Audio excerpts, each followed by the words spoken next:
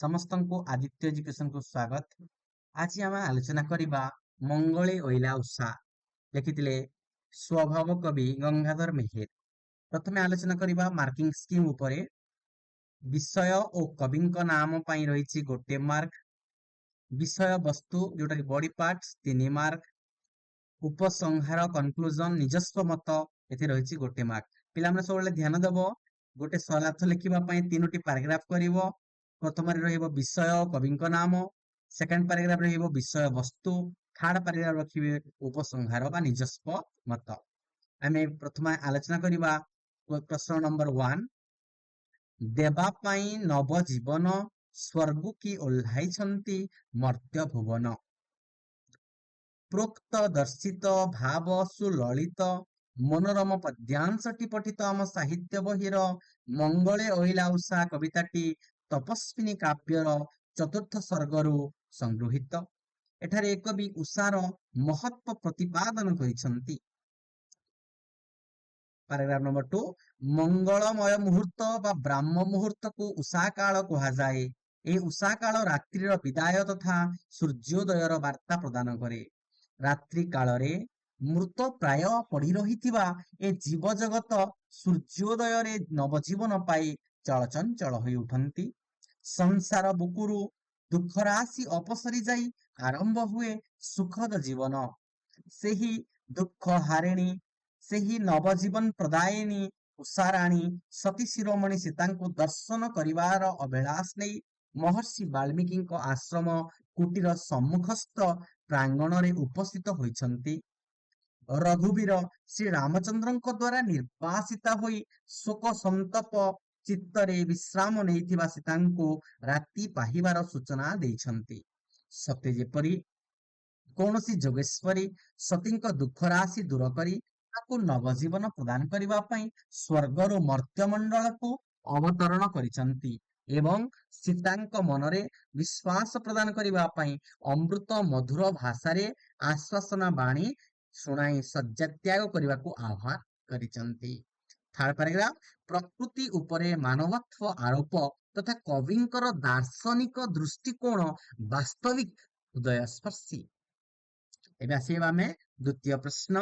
ବୈକୁଣ୍ଠେ ଦେଇ ତୃପତି ଅନନ୍ତ ଶ୍ରୁତି କି ଗତି, ବିହିଲା କି ସରସ୍ୱତୀ ବୀଣା ଝଙ୍କାର। ଉକ୍ତ ପଦ୍ୟାଂଶଟି ପ୍ରକୃତି କବି ଗଙ୍ଗାଧର ମେହେରଙ୍କ ଦ୍ୱାରା ପ୍ରଣୀତ ତପସ୍ୱିନୀ କାବ୍ୟରୁ ସଂଗୃହୀତ ମଙ୍ଗଳେ ଅଇଲା ଉଷା ଶୀର୍ଷକ ପଦ୍ୟରୁ ଆନିତ। ଏଠାରେ କବି ପବିତ୍ର ବେଦମନ୍ତ୍ରର ଉଚ୍ଚାରଣରେ ସମଗ୍ର ବ୍ରହ୍ମାଣ୍ଡ କିପରି ଉଦ୍ବେଳିତ ହୋଇ ଉଠେ ତାହା ବର୍ଣ୍ଣନା କରିଛନ୍ତି। ଭାରତବର୍ଷ ମୁନି ଋଷି ମାନଙ୍କର ଦେଶ। ବେଦ ଏ ଦେଶର ଆଦ୍ୟ ଗ୍ରନ୍ଥ ତଥା ଜ୍ଞାନର ଉତ୍ସ। ଉଷାକାଳ ଆଗମନରେ ଆଶ୍ରମ ନିବାସୀ ମୁନିଗଣ ସ୍ନାନ ତର୍ପଣାଦି ସମାପ୍ତ କରି ପବିତ୍ର ବେଦମନ୍ତ୍ର ଉଚ୍ଚାରଣ କରନ୍ତି।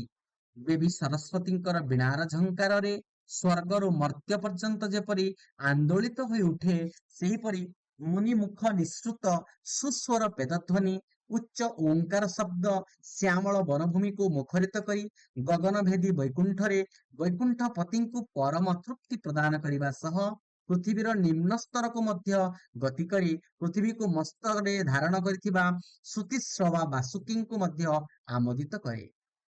Third paragraph. ଭାରତ ବର୍ଷର ପ୍ରାଚୀନ ସଂସ୍କୃତିର ନିଦର୍ଶନ କବି ଲେଖନୀରେ ଜୀବନ୍ତ ହୋଇ ଉଠିଛି। ଏବେ ଆମେ ଆଲୋଚନା କରିବା ତୃତୀୟ ପ୍ରଶ୍ନ। ଭାଗ୍ୟବତୀ ମତେ ସଂସାରେ ବୋଲିବେ, ତୋ ଯୋଗୁଁ ଏକା ପର ସଂସାରେ। ଭାଗ୍ୟବତୀ ଏକା ପର ସଂସାରେ ଲେଖିବ। ନେକ୍ସଟ। ଉକ୍ତ ପଦ୍ୟାଂଶଟି ସ୍ୱଭାବ କବି ଗଙ୍ଗାଧର ମେହେରଙ୍କର ଦ୍ୱାରା ପ୍ରଣୀତ ତପସ୍ୱିନୀ କାବ୍ୟରୁ ସଂଗୃହୀତ ମଙ୍ଗଳେ ଅଇଲା ଉଷା ଶୀର୍ଷକ ପଦ୍ୟରୁ ଆନିତ। ଏଠାରେ କବି ସତୀ ଶିରୋମଣି ସୀତାଙ୍କୁ କୋଳରେ ଧରି ତମସା ନଦୀ କିପରି ନିଜକୁ ଭାଗ୍ୟବତୀ ମନେ କରିଛି ତାହା ବର୍ଣ୍ଣନା କରିଛନ୍ତି। ପ୍ରକୃତି କବି ପ୍ରକୃତି ଉପରେ ମାନବତ୍ୱ ଆରୋପ କରିଛନ୍ତି। ସତୀ ରାଜ୍ୟରାଣୀ ସତୀ ତମସା ନଦୀ ତୀରସ୍ଥ ମହର୍ଷି ନୟନରେ ତାଙ୍କ ବାଲ୍ମୀକିଙ୍କ ଆଶ୍ରମରେ ନିର୍ବାସିତା ଜୀବନ ଯାପନ କରିଛନ୍ତି। କବିଙ୍କର ସୂକ୍ଷ୍ମ ଦୃଷ୍ଟିରେ ସେହି ଆଶ୍ରମର ପାଳନକର୍ତ୍ରୀ ହେଉଛି ତମସା। ସତୀ ଶିରୋମଣି ସୀତାଙ୍କୁ ଦେଖି ତାଙ୍କୁ କୋଳରେ ଧରିବା ପାଇଁ ବ୍ୟାକୁଳ ହୋଇ ଉଠିଛି। ରହୁକୁଳ ବଧୂ ସତୀ କୁଳଚନ୍ଦ୍ରମା ଅଯୋଧ୍ୟାର ରାଜଲକ୍ଷ୍ମୀ ଦେବୀ ସୀତା ଭୋଗ ଲାଳସା ପରିହାର କରି ତା କୋଳରେ ବିହାର କରିବେ ବୋଲି ସେ କେବେ ଆଶା ମଧ୍ୟ କରିନଥିଲା। ତେଣୁ ସେ ଅତ୍ୟନ୍ତ ଉତ୍ସାହର ସେ ରାତ୍ରି ଶେଷରେ ତାଙ୍କୁ ସ୍ୱାଗତ କରିବା ପାଇଁ ପ୍ରାଙ୍ଗଣରେ ପୁଷ୍ପ ବିଞ୍ଚି ସୁବାସିତ ନିରସିଞ୍ଚି ପ୍ରଭାତୀ ତାରାକୁ ମଙ୍ଗଳ ପ୍ରଦୀପ ରୂପେ ଦୀପ ପ୍ରଜ୍ୱଳନ କରି ସ୍ୱୀୟ ମୀନନୟନରେ ଆସିବା ପଥକୁ ବାରମ୍ବାର ଚାହିଁ ପ୍ରତୀକ୍ଷା କରିଛି। ସତୀରତ୍ନ ସୀତା ମୁନିକନ୍ୟା ମାନଙ୍କର ଗହଣରେ ସ୍ନାନ ନିମନ୍ତେ ଯେତେବେଳେ ଆଗମନ କରିଛନ୍ତି, ସେତେବେଳେ ତମସତାର ତରଙ୍ଗ କରରେ ସତୀଙ୍କୁ କୋଳରେ ଧରି ସ୍ନେହାଲିଙ୍ଗନ କରି ନିଜକୁ ଧନ୍ୟ ମନେ କରିଛି। ଦେବୀ ସୀତା ତାକୁ ସେହି ସୌଭାଗ୍ୟ ପ୍ରଦାନ କରିଥିବାରୁ ସଂସାରରେ ସମସ୍ତେ ତାଙ୍କୁ ଭାଗ୍ୟବତୀ କହି ପ୍ରଶଂସା କରିବେ ବୋଲି ସନ୍ତୁଷ୍ଟ ଚିତ୍ତରେ ପ୍ରକାଶ କରିଛି। ନିଜସ୍ୱ ମତ ବାସ୍ତବିକ ପ୍ରକୃତି କବିଙ୍କର ଏହି ପ୍ରକୃତି ବର୍ଣ୍ଣନା ଅତ୍ୟନ୍ତ ଜୀବନ୍ତ, ଏହା ନିଃସନ୍ଦେହ। ଚତୁର୍ଥ ନମ୍ବର ସରଳାର୍ଥ ଶୁଭ୍ର ସୌରଭ ରସିକେ ଶୁଭ ସମ୍ପାଦିନୀ ହୁଅ ରଘୁବଂଶିକେ। ଶୁଭ୍ର ସୌରଭ ରଘୁବଂଶିକେ ଦେବ।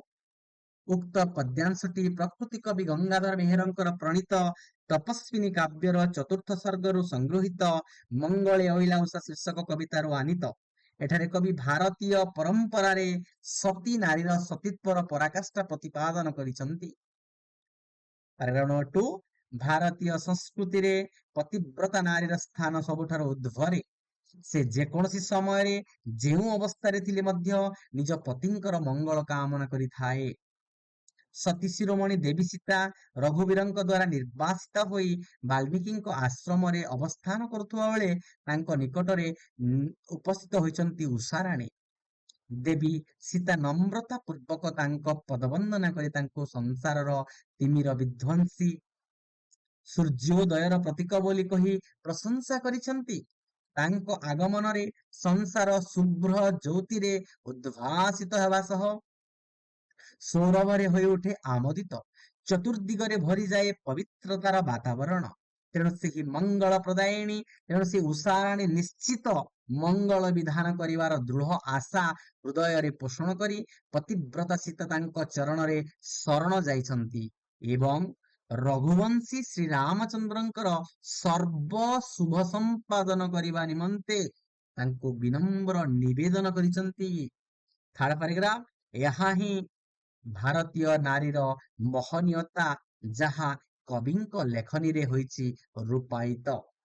ତ ଏହିପରି ଭାବରେ ଆମର ମଙ୍ଗଳେ ଐଲାଉଷା କବିତାର 4ଟି ଯାକ ସରଳାର୍ଥ ଆମେ ଆଲୋଚନା କରିଛେ। ଆଗାମୀ ଅଧ୍ୟାୟରେ ପୁଣି ଏହାର MCQ ଗୁଡାକ ଆଲୋଚନା କରିବା। ସମସ୍ତଙ୍କୁ ଅଶେଷ ଅଶେଷ ଧନ୍ୟବାଦ।